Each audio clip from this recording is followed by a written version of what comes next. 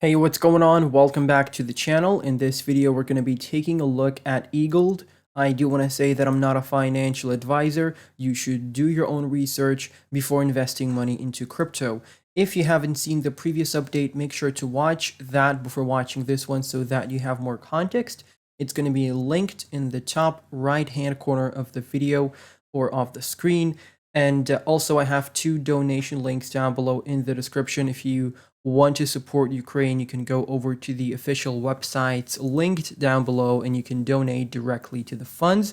Thank you all for the support and thank you all for sticking with the channel. Now let's jump into the TA. So as you can see right now, we are breaking out, or we have already broken out of this falling wedge, and we have actually met our technical target at 56.7 cents. And we did cover this multiple weeks ago. This is the daily chart, by the way, and target met perfectly from this support. If you got in there, you had a nice 24% trade. That's not too bad for a bear market.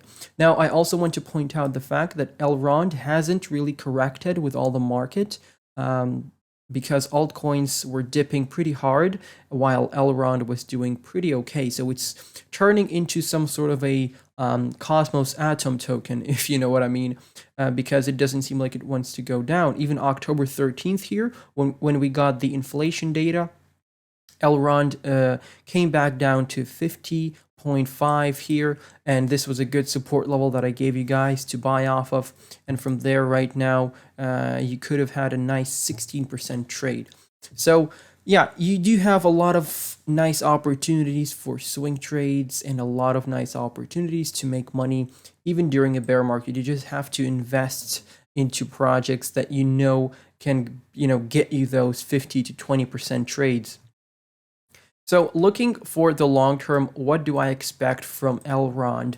Now, I think that we could potentially retrace back to our all-time high prices of November 2021 sometime during the next bull market. And also, I think that there is a big possibility that we may come all the way up to $800, $700, $800, $900 because Elrond is still relatively a small project. It is one of the higher caps, of course.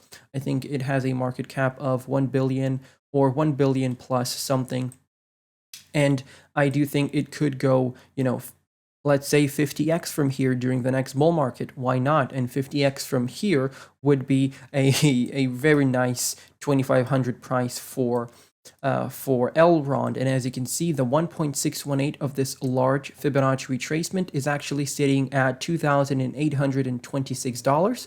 But I would manage my expectations, and I would say if we entered a very, very strong bull market, 1,126 is something that I would be targeting. In my personal opinion, this is the most kind of overextended level that we may get to, but of course I may be wrong. I don't know what the future holds, but I always try to manage my expectations, because if you buy into every coin and you expect it to do a 100x all the time, then you're simply not going to make money, because you're going to be waiting for a very long time, and you can even wait through the peaks, you can wait through the corrections, and nothing's going to happen. So it's always smart to take profits, because the markets are very cyclical, and at some point the prices are going to be going down, and at some point the prices are going to be going up. And the point is for us is to sell before we go down and to buy before we go up.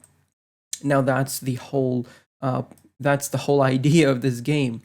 So moving to some resistance levels in the midterm, I do think $71.50 is something that we may retest in November.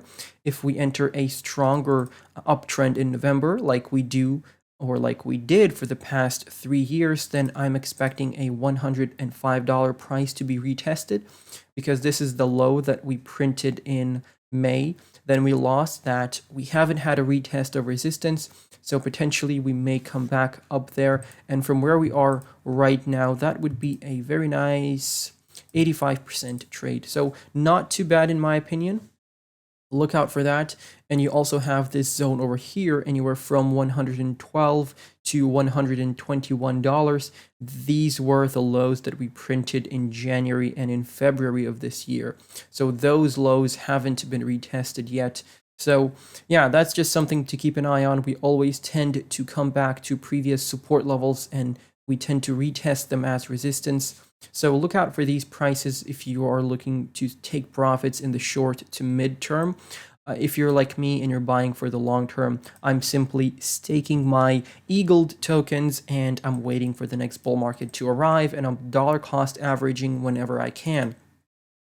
Jumping into the daily RSI, so you do have this ascending diagonal resistance trend line, and we ran into it multiple times here, starting with May and all the way up to this fake out in August. This trend line is still valid because you had so many touches off of it, and if you start coming up here, there is a good chance that you may run into that trend line as resistance if you see some sort of an overextension for Elrond.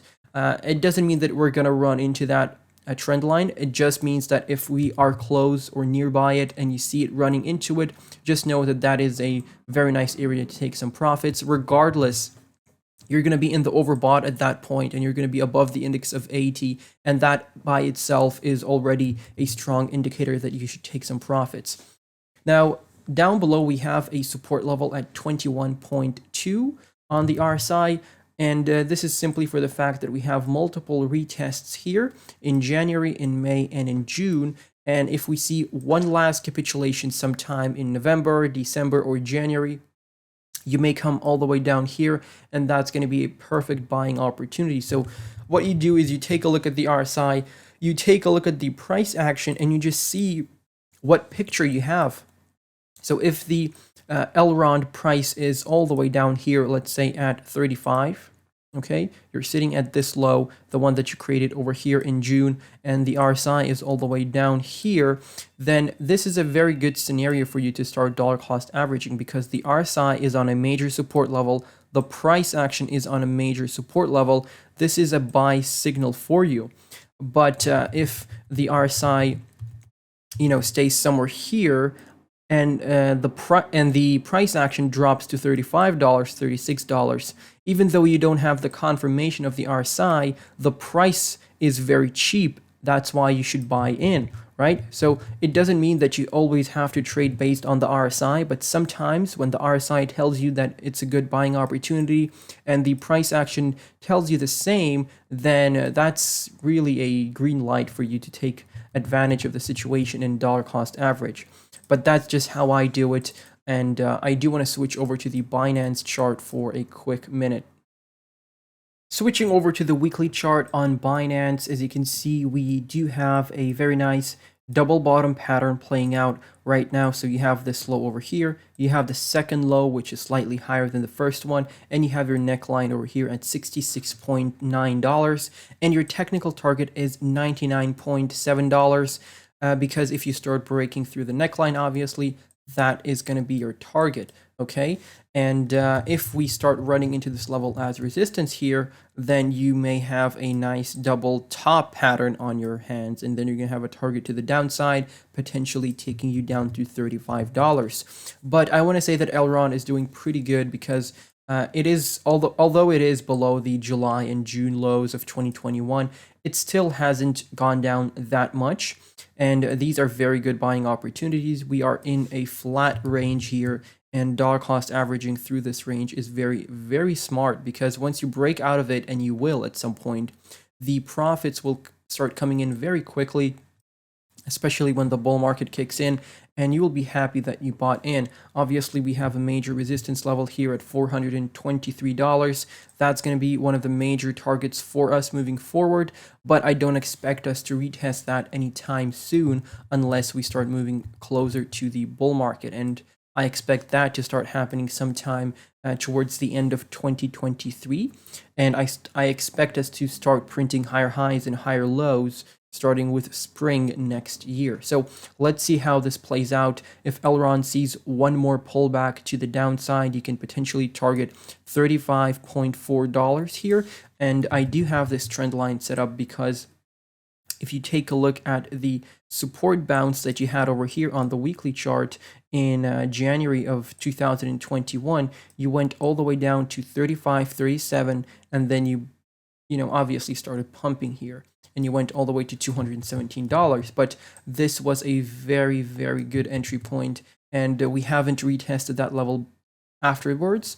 And this is potentially what we're going to do if we see another capitulation for Bitcoin. If we see Bitcoin drop to $14,000, Elrond may very well retest that zone, if not come lower.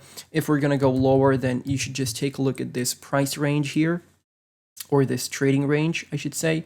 So from here, let me just get that right, all the way there. So that's a trading range that I would keep an eye on as well, because we do have a touch of resistance here in December of 2020, and we do have a touch of support here the same month in 2020. So anywhere from $30 to $21, that's a very important buy zone for us to hold. So I don't think we're going to go any lower than that. And that's, if we're going to come back down to this zone. There is only a chance that we go back down there if Bitcoin decides to start losing key support levels. And that would happen if we see some sort of a strong capitulation for whatever reason it may be. If Bitcoin drops, altcoins will bleed, and that's when you want to invest obviously as much as you can, but I'm not a financial advisor. Moving over to the RSI, you can see that we have two resistance touches off of this trend line here. One was back in February of 2021. The next one was in November of 2021. And the next one can come sometime this November or this December. Obviously, we may run into that level as resistance. And here you have some sort of a falling wedge that we just broke from, or we just broke out from in July. We had a nice retest of support in August, and now you're on your way to the upside. So I would honestly target this upper resistance trend line here, and it's a good pattern. It's a good setup on the weekly chart, and we are getting confirmation on the price action as well. But I think a major confirmation that we're waiting for right now is breaking this 66.8 resistance, breaking the weekly 20 EMA, and that's going to be very bullish. That will confirm this breakout for the RSI, and from there we can actually target the 55 weekly EMA for Elrond. Until that happens, I'm just going to be dollar cost averaging. I want to thank you all for watching this video. If I missed out anything important on the charts, please let me know down below in the comment section. Feel free to follow me on Twitter. Feel free to join me on Patreon, and I'm going to catch you in the next one. Goodbye and good night.